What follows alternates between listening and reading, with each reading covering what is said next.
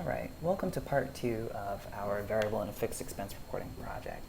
In this video, we're going to take a look at adding the dimension to the project.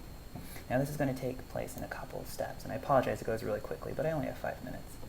What we'll do first is we're going to add a foreign key, expense type, to the fact table using a custom field with SQL transformations. Then we're going to create a dimension table by creating a custom view. We'll then, on cube side, add that new dimension expense type, and then relate expense type to the finance cube.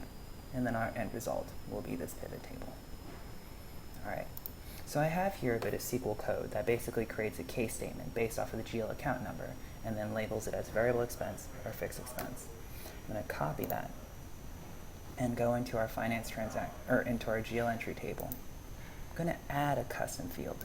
This custom field is that foreign key we talked about. We'll call it expense type. Then I'm going to add a custom transformation wherein I'll paste in that case statement I created. So now I have a case statement that will flag each transaction as an expense type. But I have that foreign key, but now I still need a dimension table. So I'm going to create a view, and we'll call it dimension expense type.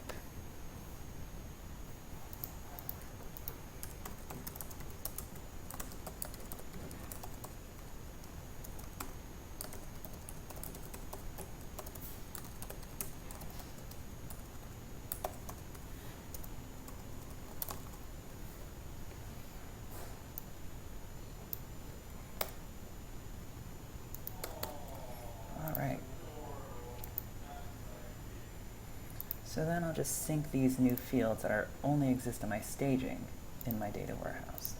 So in my data warehouse, under finance transactions, I have a table called expense type.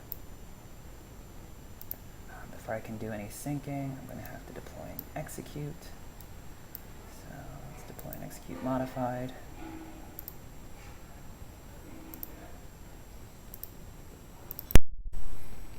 Okay, deploy and execute finished successfully. I'm going to go down into my staging. I'm going to read in my view.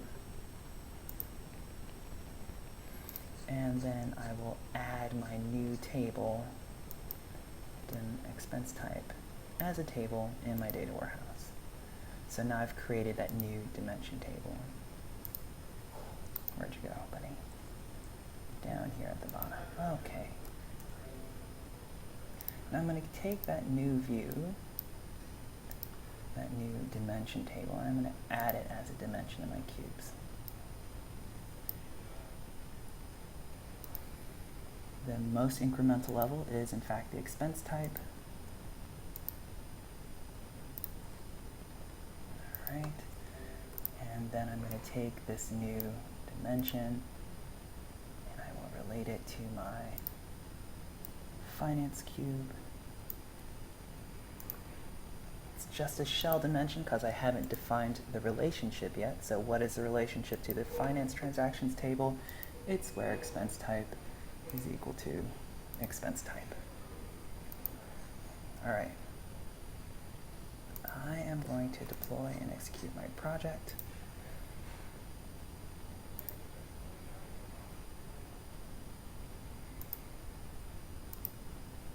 And off we go. All right, so the project deployed and executed successfully, and I know it went by pretty quick, but here's the general gist of it again.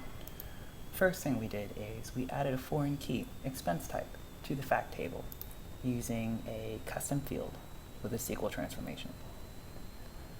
Then we created the dimension table by creating a custom view, also in staging. We moved that all up to the data warehouse, and then cube side, we took our dimension table and made a new dimension called expense type.